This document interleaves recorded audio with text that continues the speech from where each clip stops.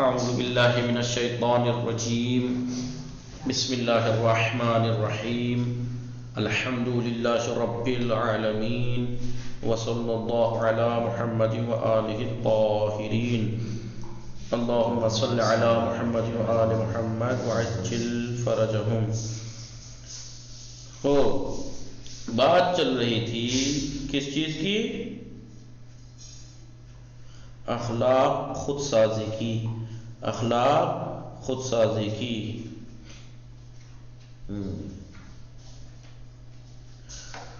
بات یہاں تک پہنچی تھی، قلب کی بات چل رہی تھی کہ قلب کو آیات و روایات میں کیا کہا گیا ہے، قلب میں آیات و روایات کو کیا کہا گیا ہے، ٹھیک ہے؟ ان میں سے آج بات قلب کافر کی، مومن کے قلب کے بارے میں تو بتایا کہ روایات میں مومن کے قلب کو کیا کہا گیا ہے۔ اب بات کس کی ہے؟ کافر، قلب کافر، کافر کے دل کے متعلق، کافر کے دل کے متعلق جی کیا کہا گیا ہے کہ وہ الٹا اور ٹیڑھا ہے۔ کہا گیا ہے، کیا کہا گیا؟ کافر کا دل الٹا ٹیڑھا ہے، اس میں کوئی بھلائی نہیں ہے، کافر کے دل میں کوئی بھلائی نہیں ہے، ٹھیک ہے؟ آئیے بات مومن کے قلب کے بارے میں بتایا تھا، قلب کافر کے بارے میں کیا کہا گیا ہے؟ کہا گیا ہے کہ کافر کا قلب الٹا ٹیڑھا ہے، اس میں کوئی بھلائی نہیں ہے، اس طرح کا دل اپنی اصلی فطرت سے ہٹ چکا ہے۔ اس دل کی، قلب کی اصل فطرت کیا ہے؟ پاک و پاکیزہ نورانی ہوتا ہے، لیکن یہ کافر کا دل الٹا ٹیڑھا ہے، اس میں کوئی بھلائی نہیں ہے، اور یہ اصلی فطرت سے ہٹ چکا ہے اور عالم بالا کی طرف نگاہ نہیں کرتا، وہ آخرت اور اوپر کی طرف نہیں دیکھتا، وہ صرف دنیاوی امور کو دیکھتا ہے اس کا قلب، اس لیے وہ خدا اور آخرت کے جہان کا مشاہدہ نہیں کرتا۔ اس کے بارے میں نیکی اور خوبی کا تصور ہی نہیں کیا جا سکتا ایسے دل کے بارے میں، نہ آپ اس کے بارے میں نیکی کا تصور کر سکتے ہیں، نہ ہی خوبی کا، کیونکہ نیک کام اس صورت میں، نیک کام بشرا نہیں، نیک کام اس صورت میں درجہ کمال اور قرب الہی تک پہنچتے ہیں۔ بھائی ہم نیک کام اگر انجام دیں گے، ٹھیک ہے، وہ اس وقت اللہ کے پاس پہنچیں گے اور اس وقت کمال تک پہنچتے ہیں جب وہ رضا الہی کے لیے انجام دیے جائیں۔ بھائی جب وہ کام اللہ کی رضا کے لیے انجام دو گے جبھی تو اوپر تک پہنچیں گے، لیکن بشرا یہ سکینہ، لیکن کافر نے اپنے دل کو الٹا کر دیا ہے تاکہ وہ خدا کو نہ دیکھ سکے، وہ اپنے تمام کاموں سے سوائے دنیا کے اور کوئی غرض نہیں رکھتا، وہ صرف دنیا تک رسائی چاہتا ہے، دنیا تک پہنچنا چاہتا ہے، نہ خدا کا قرب نہیں چاہتا۔ وہ اس طرح کا دل اگرچہ اصلی فطرت والی آنکھ رکھتا ہے، بھائی جو دل کا ٹیڑھا ہو گیا ہے، کافروں کا دل ٹیڑھا ہو گیا ہے، جنہیں اصلی فطرت سے بھٹک چکے ہیں، اب انہیں ہر کام جو ہے وہ دنیا کے لیے انجام دیتے ہیں، انہیں آخرت دکھائی نہیں دیتی، اوپر کا تک نہیں دیکھ پاتے، وہ ان کی، اس کا مطلب یہ نہیں ہے کہ وہ فطرت سے مڑ گئے ہیں تو کیا فطرت کی آنکھیں ختم ہو گئی؟ نہیں، فطرت، اصلی فطری آنکھیں ان کے پاس ہیں، دیکھ سکتا ہے، لیکن اس نے اپنی آنکھ کو اندھا کر رکھا ہے۔ ایسے لوگوں کو نہیں کہا گیا کہ جو دنیا میں بھی اندھے آخرت میں بھی اندھے اٹھائے جائیں گے، کیونکہ وہ صحیح واضح ترین حقیقت وجود خدا جو تمام جہاں کا خالق پروردگار، اس کا مشاہدہ نہیں کرتا، اس حقیقت کا ایسا قلب، وہ اس دنیا میں اندھا ہے اور آخرت میں بھی اندھا ہوگا۔ اس نے دنیا میں امور دنیا کے امور سے دل لگا رکھا ہے، ایسے ٹیڑھے دل نے، ایسے ٹیڑھے قلب نے، اور آخرت میں بھی اس کے لیے امور دنیا ہی سے وابستگی، اس کی دنیا کی چیزوں سے وابستگی اور تعلق اس کا باقی رہے گا، لیکن وہ اسے وہاں حاصل نہ ہو سکیں گی، اور وہ اس کے فراق کی آگ میں جلتا رہے گا، اس دنیاوی چیزوں کی جدائی میں وہ جلتا رہے گا۔ اس قسم کے دل میں جو ٹیڑھا دل ہے، ان صفات والا دل ہے، اس میں ایمان کا نور نہیں چمکتا اور وہ بالکل ہی تاریک رہتا ہے۔ ایک تو یہ۔ نمبر 2، کافر کے دل کے مقابل مومن کا دل کامل ہے، ٹھیک ہے، مومن کا دل کامل ہے، مومن کے دل کا دروازہ عالم بالا وجود عالم ہے اوپر کا اور عالم غیب اس کی طرف اس کا قلب کھلا رہتا ہے، ایمان کا چراغ اس میں جلتا ہوتا ہے اور کبھی نہیں بجھتا وہ چراغ۔ اس کے دل کی دونوں آنکھیں دیکھ رہی ہوتی ہیں، دل میں جو اللہ نے قلب میں دیکھنے کی جو صلاحیت رکھی ہے حقیقتوں کو دیکھنے کی، وہ دیکھ رہی ہیں، اور عالم غیب اور اخروی دوسری امور کو، ان سے آخرت کے جو امور ہیں ان سے وہ مشاہدہ انسان کرتا ہے، ان آنکھوں سے دیکھتا ہے انہیں۔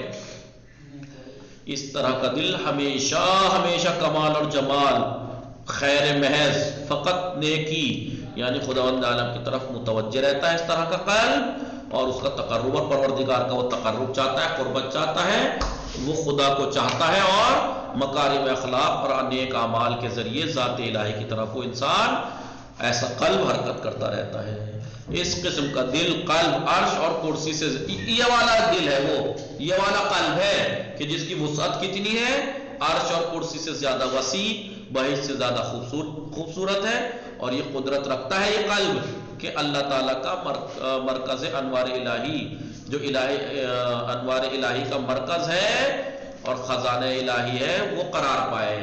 تو ایسا قلب ہے جو خدا کے نور کا مرکز بن جاتا ہے، یہاں پر خدا کا نور پھر چمکتا ہے ایسے دل میں، اور اللہ کا خزانہ یہاں موجود ہوتا ہے۔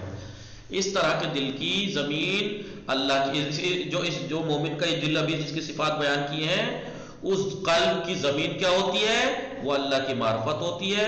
اس کا آسمان کیا ہوتا ہے، اللہ پر ایمان، اور اس کا سورج کیا ہوتا ہے، اللہ سے ملاقات کا شوق۔ اس زمین کا چاند کیا ہوتا ہے، اللہ کی محبت۔ مومن کے دل میں عقل کی حکومت ہوتی ہے، صرف عقل ہوتی ہے وہاں، اور رحمت الہی کی بارش کو اپنی طرف وہ جذب کرتا ہے، کھینچتا ہے۔ اللہ کی رحمت کی بارشیں اس قلب پہ ہوتی ہیں کہ جس کا میوہ کیا ہوتا ہے، عبادت۔ اس کے دل میں خدا اور اس کے فرشتوں کے سوا اور کوئی چیز موجود نہیں ہوتی اس طریقے کے دل میں۔ ایسا دل تمام کام، ایسا دل تمام کا تمام نور ہے، ایسا قلب تمام کا تمام، پورے کا پورا نور ہے ایسا قلب، اور سرور، خوشی اور شوق اور رونق اور صفا والا ہوتا ہے، پاک صاف ہوتا ہے، رونق والا ہوتا ہے، اور آخرت کے جہان میں بھی اسی حالت میں اسے اٹھایا جائے گا، محشور ہوگا۔ ایسے دل والے کو مبارکباد۔ نمبر 3، مومن کا دل جب کبھی گناہ سے آلودہ ہو جاتا ہے، یہ تو مومن کا دل تھا، لیکن جب مومن کا دل گناہوں سے جب آلودہ ہو جاتا ہے تو ایسے مومن کا دل بالکل تاریک اور بد نہیں رہتا۔ ایسے مومن کا دل، قلب بالکل تاریک اور بد نہیں رہتا، بلکہ ایمان کے نور سے روشن ہو جاتا ہے۔ بھائی دیکھیے، جو انسان خدا کو، ذات کو نہیں مان رہا، خدا کا انکار کر رہا ہے، کافر ہے، اس کا دل اور مومن کا دل میں فرق ہے نہیں ہے، ٹھیک ہے؟ لیکن اگر مومن گنہگار ہو جائے تو لیکن وہ کفر تھوڑے کر رہا ہے، گناہ کر رہا ہے، لیکن اس کا جو تاریکی ہے وہ بالکل پورا بند نہیں ہوتا دروازہ، بلکہ ایمان کے نور سے وہ روشن رہتا ہو جاتا ہے، اور الہی کمال اور تابش رحمت کے لیے، رحمت کی چمک کے لیے کھل جاتا ہے۔ لیکن گناہ کے بجا لانے سے مومن کا دل کھلا رہتا ہے، لیکن جب وہ گناہ بجا لاتا ہے مومن انسان، تو اس کے دل پر ایک سیاہ نقطہ موجود ہو جاتا ہے، اور اس طریقے سے شیطان اس میں راستہ پا لیتا ہے۔ اس مومن کے دل میں، قلب میں، اس کے دل کی آنکھ اندھی نہیں ہوتی، لیکن وہ گناہ کی وجہ سے بیمار ہو جاتی ہے۔ اب دیکھیے، مومن کے دل میں، گنہگار مومن کا دل اور کافر کے دل میں کیا فرق ہے؟ گنہگار مومن اور کافر کے، بھائی نیک مومن اور کافر مومن کے درمیان تو قلب میں ظاہر سا فرق ہے، بالکل کلیئر ہے، لیکن گنہگار مومن اور کافر کے دل میں ابھی بھی ایک فرق ہے۔ وہ کیا کہ کافر کے سارے دروازے بند ہو چکے ہیں، لیکن مومن کے دل میں جو گنہگار ہے، ٹھیک ہے، نقطہ سیاہ تو ایجاد ہو جاتا ہے اس کے گناہوں کی وجہ سے، لیکن اس کے دل کی آنکھ اندھی نہیں ہوتی، لیکن گناہ کی وجہ سے وہ بیمار ہو جاتی ہے اور اندھے پن کی طرف آ گئی ہے، سمجھ لو۔ اس طرح کے دل میں فرشتے بھی راستہ پا لیتے ہیں، اور شیطان بھی، جو ایسا دل ہوتا ہے اس میں فرشتے بھی آ جاتے ہیں، شیطان بھی۔ فرشتے ایمان کے دروازے سے اس میں وارد ہوتے ہیں اور اسے نیکی کی طرف دعوت دیتے ہیں، اور شیطان اس سیاہ نقطے کے ذریعے سے اندر جاتا ہے اور اسے برائی کی دعوت دیتا ہے۔ شیطان اور فرشتے اس طرح کے دل میں ہمیشہ جنگ و جدال میں رہتے ہیں۔ اچھائی والا فرشتے کہتے ہیں آگے چل بھائی، تو نیکی کر، اللہ نے کہا ہے، یوں کہا ہے، وہ کہا ہے، لیکن اندر سے نصیحت ہوتی رہتی ہے، لیکن جو شیطان ہے وہ اپنے کام انجام دینے لگتا ہے۔ فرشتے چاہتے ہیں کہ تمام دل پر نیک اعمال کے ذریعے اچھائیاں چھا جائیں اور شیطان کو وہاں سے خارج کر دیں، اور شیطان بھی کوشش کرتا ہے کہ گناہ بجا لانے سے دل کو تاریک بلکہ تاریک تر کر دے اور فرشتوں کو وہاں سے باہر نکال دے اور پورے دل کو اپنے قبضے میں لے لے اور ایمان کے ذریعے کے دروازے کو بالکل بند کر دے۔ شیطان یہ چاہتا ہے، یہ دونوں ہمیشہ ایک دوسرے کو دھکیلنے پر لگے رہتے ہیں، شیطان اور فرشتے۔ اور پھر ان میں کون کامیاب ہوتا ہے اور اس کی کامیابی کتنی مقدار ہوتی ہے، یہ سب انسان کی باطنی زندگی اور اخروی زندگی کا انجام اسی سے تعلق رکھتا ہے۔ یہ وہ مقام ہے کہ جہاں نفس کے ساتھ جہاد کرنا ضروری ہو جاتا ہے، واجب ہے اپنے نفس سے جہاد کیجئے، کہ جس کی تفصیل بیان کی جائے گی۔ یہ تو تھا کافر، اس کی بات چل رہی تھی۔ اب ہے قسی القلب، قسی القلب سخت دل۔ انسان کی روح اور دل ابتدا میں جو ہے وہ نورانیت، پاک و صاف اور مہربانی اور ترحم رکھتے ہیں۔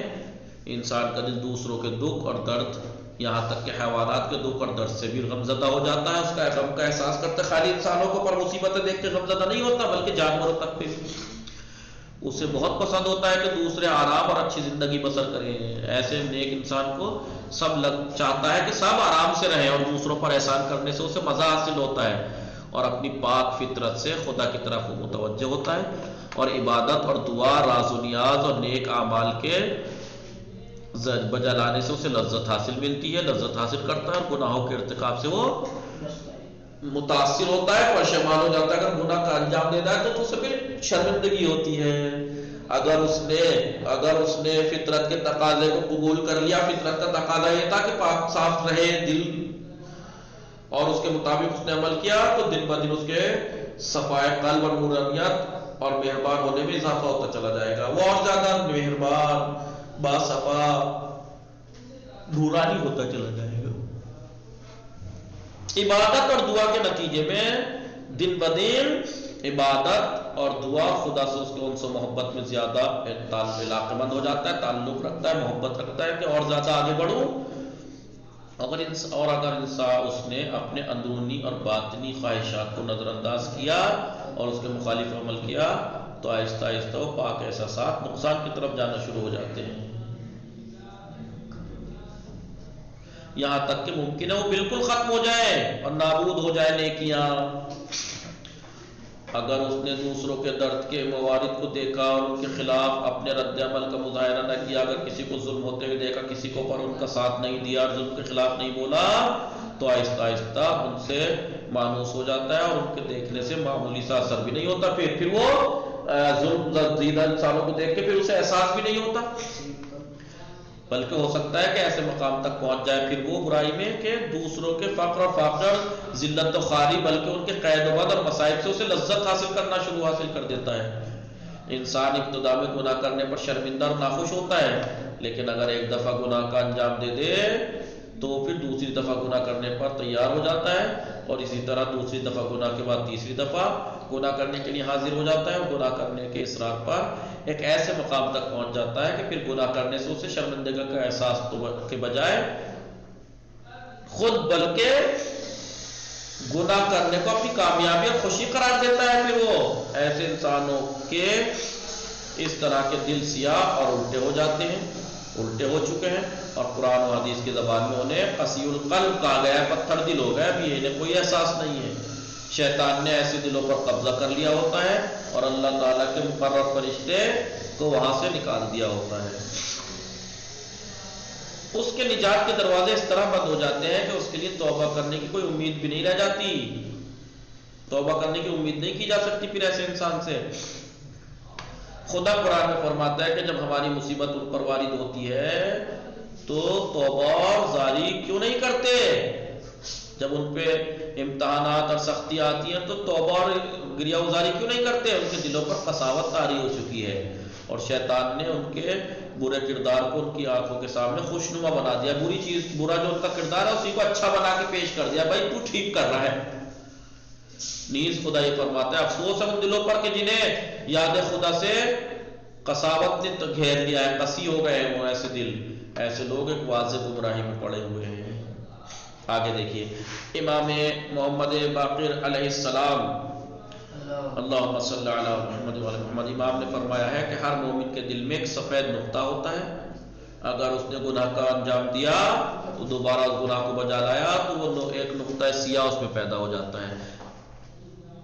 انسان کے دل میں سفید نقطہ ہوتا ہے، لیکن جب وہ گناہ کو انجام دے اور پھر اس کو دوبارہ بجا لائے تو ایک سیاہ کالا نقطہ اس میں پیدا ہو جاتا ہے.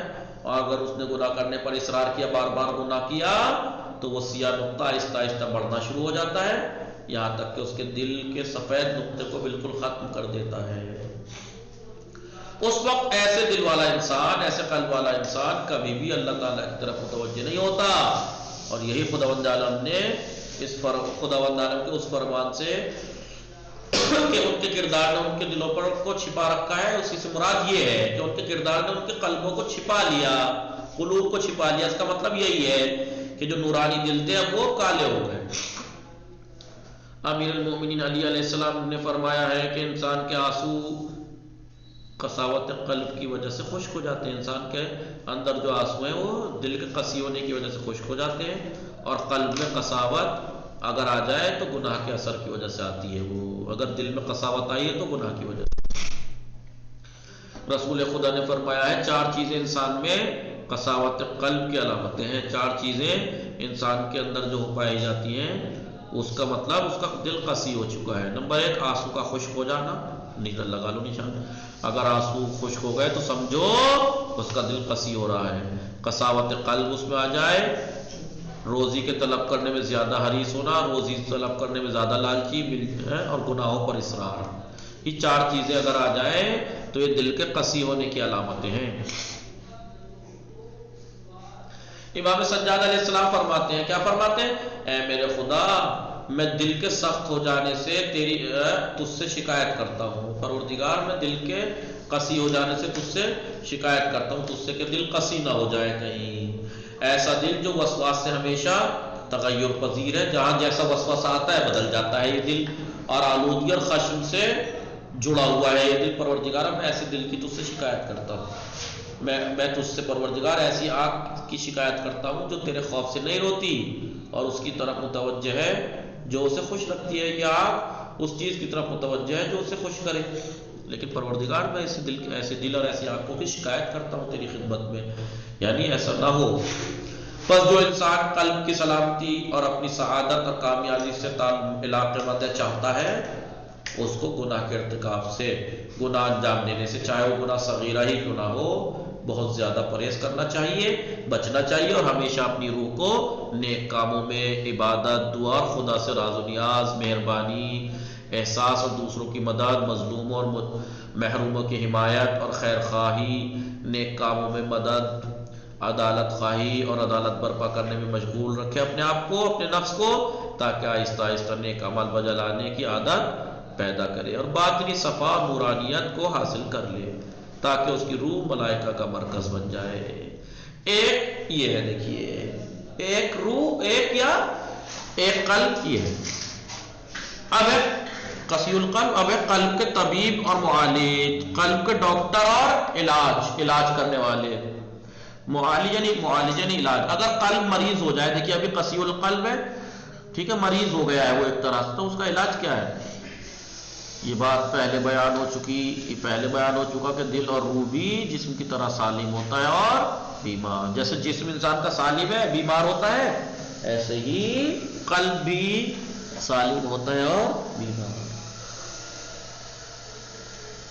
اب ظاہر سی بات ہے، ظاہری جسم کا جو بیماری ہے، کیونکہ مادی ہے یہ جسم، سکینہ یہ جسم مادی ہے، رضا، بشرا یہ جسم کیونکہ ہمارا مادی ہے، جب مریض ہوتا ہے تو اس کا علاج مادی چیزوں سے ہی ہوگا. لیکن ہمارا قلب مجرد ہے، مادی نہیں ہے، تو اس کا معالجہ بھی، علاج بھی مادی چیز سے تھوڑا ہی ہوگا، اس معنوی چیز سے ہوگا. وہ کیا ہے؟ نیکیاں انجام دیجئے، عبادتیں انجام دیجئے، نماز پابندی سے پڑھیے، یہ کریے وہ کریے، یہ علاج ہے اس کا. برائیوں کو چھوڑیے. پہلے جیسے جسم بیمار ہوتا ہے ایسے ہی قلب بھی. انسان کی اخروی کامیابی اس سے مربوط ہے کہ انسان سالم روح کے ساتھ اس دنیا سے جائے. جو انسان اس دنیا سے سالم روح کے ساتھ جائے گا وہی کامیاب ہے. ہمارے لیے ضروری ہے کہ روح کی سلامتی اور بیماریوں سے واقف ہوں، جانیں ہم بیماریوں کو کہ روح کیسے بیمار ہوتی ہے اور بیماریاں کیا ہیں. ان بیماریوں کی علامات کو پہچانیں، بھائی جب تک بیماریوں کی علامت نہیں پہچانیں گے تو اس سے بچیں گے کیسے؟ تاکہ روح کی مختلف بیماریوں سے آگاہ ہو، ان بیماریوں کے اسباب کیا ہیں، کیا کس وجہ سے بیماری پیدا ہو رہی ہے، کیا علت ہے، اس کو پہچانیں. کیونکہ جب تک آپ کو بیماری کی وجہ پتہ نہیں لگے گی، جب تک کتنی دوا کرتے رہیے کوئی فائدہ نہیں. جب تک اس بیماری کی جو وجہ ہے اس کا علاج نہ کر لو، تاکہ ان بیماریوں کو روک سکیں. کیا ان بیماریوں کی پہچان میں ہم خود کافی کیا اب بتاؤ جسم کی، جب ہم جسم اگر بیمار ہو، مادی جسم اگر بیمار ہوتا ہے تو کیا اس کی تمام بیماری کیسے ہوتی کیا ہوتی ہمیں پتہ ہے؟ نہیں. جب انسان کو یہ مادی جسم کی جو بیماریاں اس کے بارے میں اتنا علم نہیں ہے تو وہ تو مانوی چیز ہے قلب، تو اس کی بیماریوں کا کیسے اکیلے تھوڑی پتہ ہے اسے. تو اس کے لیے کس چیز کی ضرورت ہے؟ اس کے لیے اسے پھر الہی رہبروں کی ضرورت ہے. یا ان کی پہچان میں پیغمبروں کے محتاج ہیں؟ بالکل. تو اس میں کسی شک کی گنجائش نہیں کہ ہم روح کی خلقت اور اس کے جو راز ہیں، رموز ہیں، جو موجود ملکوتی میں جو ملکوتی چیز ہے ہمارے اندر رکھے گئے ہیں، کافی معلومات نہیں رکھتے ہم تو ظاہری چیز، ظاہری جسم کی معلومات اتنی نہیں رکھتے. یہ تو ویسے بھی مادی ہے، وہ مجرد ہے. قاعدتاً ہم اپنے روحانی اور باطنی زندگی سے بے خبر ہیں. ہم اپنی روحانی زندگی بھی سے بے خبر ہیں جی، اور روحانی اور باطنی زندگی یعنی ایک ہی معنی میں، باطنی زندگی سے بے خبر ہیں. نفسانی بیماریوں کے اسباب کو اچھی طرح نہیں جانتے، اور ان بیماریوں کی علامتوں کو بھی اچھی طرح تشخیص نہیں دے سکتے، نہیں پہچان سکتے، اور ان مختلف بیماریوں کا علاج اور توڑ بھی نہیں جانتے ہم. اسی لیے پیغمبروں کے وجود کی طرف محتاج ہیں. ہم محتاج ہیں کہ پیغمبر ہوں جو ہمیں بتا سکیں، تاکہ وہ ہمیں اس کے طریقہ کار، طریقہ ہمیں ہدایت کر سکے، بتا سکیں اور رہبری کریں. پیغمبر روح کے علاج اور ان کی بیماریوں کے علاج کے جاننے والے ہوتے ہیں، اور اللہ تعالیٰ کی تائید اور الہامات سے روح کے درد اور اس کے علاج کو خوب جانتے ہیں. وہ انسان شناسی کی درسگاہ میں بذریعہ وحی کے ذریعے سے انسان کو پہچاننے میں انسان شناس بنے ہیں. وہ انسان شناس، انسانوں کو پہچاننے والے کیسے بنے ہیں؟ وہ اللہ کی تائید اور الہامات سے. ٹھیک ہے. اور اس ملکوتی وجود کے جو راز اور رموز ہیں اچھی طرح وہ آگاہ ہیں، اور وہ صراط مستقیم اور اللہ کی طرف سیر و سلوک کو خوب جانتے ہیں کہ کیسے سیر و سلوک کرنی ہے، کیسے صراط مستقیم پہ چلنا ہے. اور انحراف، بھٹکنے کے اسباب جو اور عوامل سے وہ جانتے ہیں کون کون سی چیزیں بھٹکنے والی ہیں، بھٹکانے والی. اس لیے وہ انسان کی اس سخت راستے کو طے کرنے میں مدد کرتے ہیں، اور انحراف اور کجروی ٹیڑھے پن سے روکتے ہیں. جی ہاں، پیغمبر اللہ کی طرف سے معالج ہے، علاج کرنے والے ہیں کہ تاریخ انسانی میں انہوں نے انسان کی خدمت انجام دی ہے. باقی انشاءاللہ اور ان کے ایسی خدمات کی کہ درجہ زیادہ ایسی خدمات کئی درجہ زیادہ بدن کے معالجین سے بڑھ کر کی ہیں. جو ظاہری بدن کا جو علاج کرنے والے لوگ ہیں ان سے بڑھ کر اس باطنی بیماری کی علاج کیا ہے انہوں نے. باقی انشاءاللہ کل پڑھیں گے. وصلی اللہ علی محمد وآلہ الطاہرین. اللہم صلی علی محمد.